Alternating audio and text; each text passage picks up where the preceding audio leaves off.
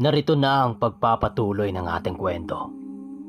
Sana walang mag-skip ng ads upang makabawi tayo. Maraming salamat sa pakikinig sa ating mga kwento. Simulan na natin. Naku naman, may mga demonyo pa. Pero kung talagang mga demonyo ang mga to, dapat nag-init nitong mga mutya ko.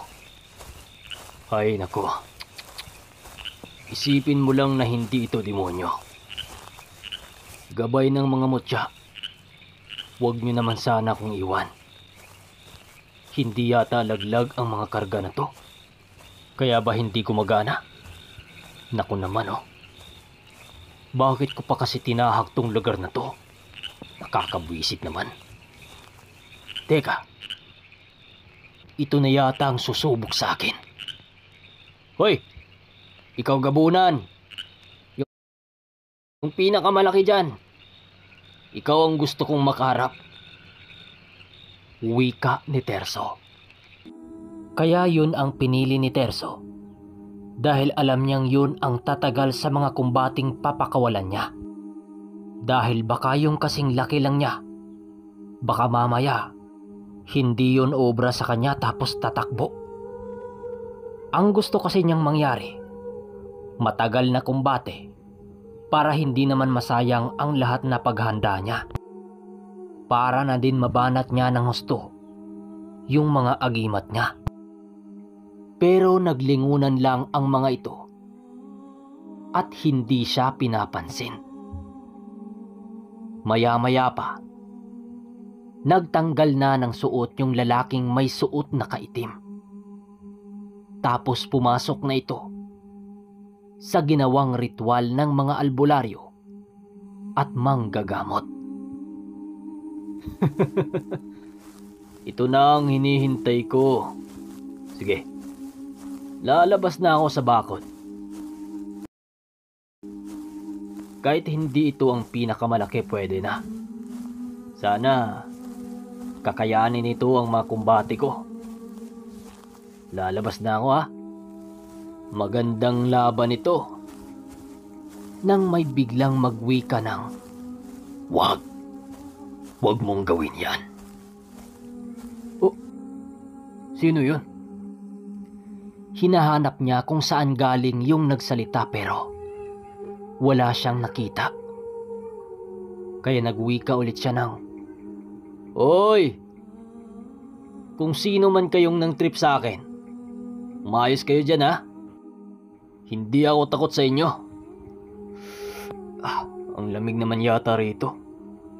Parang kumikirot yung mga buto-buto ko. Siguro kasama ito sa mga armas ng kalaban, sabi niya sa sarili. Humalik na siya sa mga mutya niya at ibinulong sa mga kamao. At handa na siyang umatake. At isinuot na niya ang pulang tela sa kanyang ulo na merong mga dasal kontra Tigalpo. Hindi niya alam kung paano ba magsimula ang tagisan. Dahil unang-una niya yung gagawin. Teka, ilang minuto na ako nag-aantay rito ha. Hindi pa rin nagsisimula ang tagisan.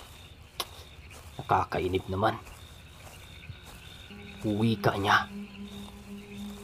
Nang bigla na lang may sumapak sa kanya. Ramdam na ramdam niya yung sakit. Na para bang dinurog yung likod niya. Dahil sa lakas ng pagkakasapak.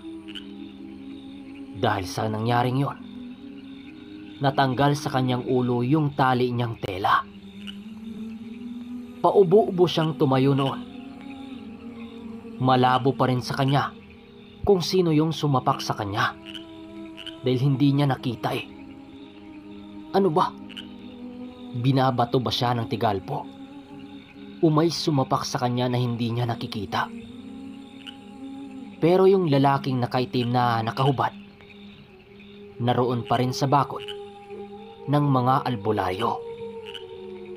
Dahil dito, nang gigigil na itong si Terso. Kaagad niyang sinugod yung nilalang na nakahubad.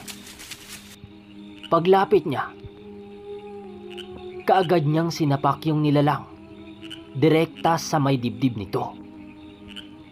Yung sapak niyang pinakawalan, talagang buwelong-buwelo yon. Kapag ordinaryong tao ang tamaan nun, wasak. Pero yung nilalang na kanyang sinapak, hindi man lang natinag sa kanyang ginawa. Nakita niyang nakatingin lang sa kanya ang mga mata nito habang gigil na gigil. Walang ano-ano ay tinadyakan siya sa sikmura. Kaya naman napaluhod siya nang hindi niya namamalayan. Walang humpay nitong pinagbubugbog si Terso. Walang humpay itong pagulpi sa kanya. At wala itong pake kung saan siya tamaan. Pinipilit niyang iwaglit ang mga kamay nun. Kaso lang hindi niya kaya ang puwersa nito. Narinig din niya na habang ginugulpi siya, narinig niyang meron din itong inuusal-usal. Pero yung tunog kakaiba. Hindi pa rin siya nakapalag doon sa nilalang. Kinakausap niya sa isipan niya yung mga mutya niya na sana tulungan siya. Ang problema nga lang, nakalaylay na rin yung mga kamay niya sa lupa. Maya-maya pa, nakarinig siya ng isang malakas na pag-ungaw ng isang hayop na sobrang tinis ng boses. Halos nawalan siya ng pandinig nun. Tapos yung nilalang na dumagan sa kanya, bigla yung tumayo at nakatitig kung saan nanggaling yung umungaw. Doon na siya nagkaroon ng pagkakataon para bumawi. Subalit wala talaga siyang lakas. Pagtingin niya kung saan nakatingin yung nilalang, doon niya nakita yung lalaking may kapa sa likod na maitim ang mga mata at ngipin. Sigaw ito ng sigaw na para bang napupunit na ang kanyang bibig. Yun pala ang sumisigaw. Ilang minuto pa ang makalipas, tuluyan din siyang nawala ng malay. Subalit na alimpungatan siya sa pagkakatulog nang merong dumila-dila sa mga sugat niya. Pagising niya, napakadilim ng paligid. Pero napukaw ang kanyang atensyon nang makakita siya ng mga engkanto at laman lupa, mga multo at talagang halo-halo. Paglingon din niya sa kabilang banda niya, bumungad sa kanyang mga mata ang isang aswang na babae na may napakahabang dila. Nagsitayuan ang mga buhok nun na kulay puti na parang sa alambre ang tigas. At sobrang nakakatakot talaga ang mukha. Tinulak niya ang aswang. Tapos tumayo siya. Muli siyang napaluhod dahil sa sobrang sakit. Hindi inaasahan ni Terso na tatagal yung sakit na tinamo niya. Akala niya sa espiritual na mundo lang nangyari ang lahat. Pero hindi. Sa mundo pala talaga ng mga tao yun nangyayari. Paglingon niya sa aswang, dahan-dahan itong lumapit sa kanya habang naglalaway ng walang tigil. Habang gigil na gigil. Pinipilit niyang dampian yung mga mutya niya upang kumpirmahing buhay pa ang mga ito o patay na. Kaso lang parang bali na yung mga buto niya. Halos hindi siya makagalaw.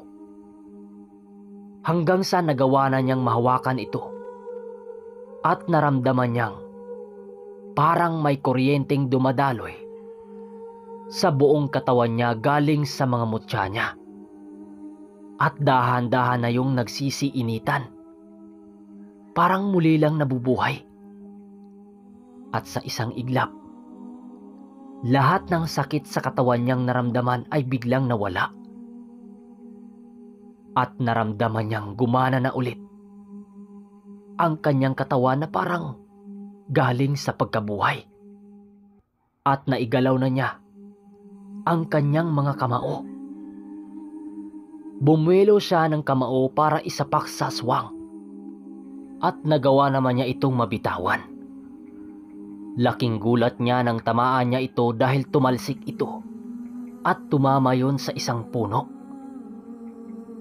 At dali-dali din yung tumayo at kumaripas ng takbo. Naramdaman niyang unti-unti nang bumalik ang lakas niya. Subalit masakit pa rin ang katawan niya. Naglalakad na siya noon pabalik sa lugar kung saan yung kubo. Naramdaman niyang may gumabay sa kanyang paglalakad. Pamilyar yon sa kanya. At ito yung nilalang na may balabal sa likod. Kinaumagahan, nagising siya sa tilaok ng manok niyang iniwan sa kubo. Sa bakuran pala siya nakatulog. Agad siyang pumasok sa kubo at nagdasal. At humingi ng tawad sa ama. Napagtanto nitong si Terso na dapat hindi niya ginagamit sa hamunan ang mga karga niya. Minsan na siyang iniwan ito at nung kagabi lang para imulat siya sa katotohanan na matuto siyang irespeto at gamitin sa tama ang mga armas na pinagkaloob sa kanya ng Panginoon. Matuto rin siyang maghintay kung kailan ito dapat gamitin. Hindi yung maghanap siya ng away at uobligahin mo silang gumana kapag gusto mo. Magmulang mangyari ito sa kanya, naging mapagkumbabang tao na ito. At ni minsan, hindi na niya ginawa ang paghamon sa mga nilalang. Makalipas ang 1 linggo, ay bumalik na naman siya sa manuka ng tiyuhin niya. Wala namang nagbago sa kanyang mga gamit. Tinutulungan pa rin siya ng mga mutya niya sa gawaing ikinabubuhay niya. Lumipas lang ang 1 taon, ay nagtayo ng sariling manukan itong si Terso. At magmula nang magbago si Terso, naramdaman niyang lalong lumakas ang mga gamit niya. At hindi niya malilimutan ang mga panahong yon nung mapasakamay niya ang mutya ng langka. So mga kaermitanyo, dito na nagtatapos ang ating kwento. Doon rin siya natuto, no? Na ang mga tangan niyang yon dapat hindi nilalaban sa kung ano-anong subukan. Kasi dumating lang sa kanya ang mutya na yon nung magsimula siyang humaling sa sabong. Pero ang pinagkaibahan lang, dahil hindi ito kagaya sa mga gamit ng dati nating bida na si Nuli ng Birtud ng Bubuyog. Dahil isang antingero at sabongero din yun, di ba? Tapos nagagamit niya ang mga armas na yon sa mga malalakas talagang mga aswang. Pero iba yun dahil may kasama siyang isang ermitanyo o 2 pa na palaging gumagabay sa kanya. Sana nagustuhan nyo pa rin ang pagtatapos ng ating kwento. Hanggang sa muli at punta tayo sa shoutout. Shoutout kay Ronel de la Cruz. Shoutout kay Raylan Aman. Shoutout kay David G.R. Parado from Santa Barbara, Iloilo City. Time Manilio from Leyte. Ariel Lolia, shoutout sa'yo. Randy Cabanero from Talisay City, shoutout sa'yo. Jeremy Pormaran, Angie Bayon, kay Kylie Nash Pormaran. Shoutout kay Sinadin from Saudi. Galing kay Carwin Francisco, shoutout kay Olivia Francisco from Dasmariñas, Cavite. Maraming salamat sa pakikinig.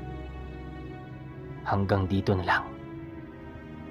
Ang Ermitanyo.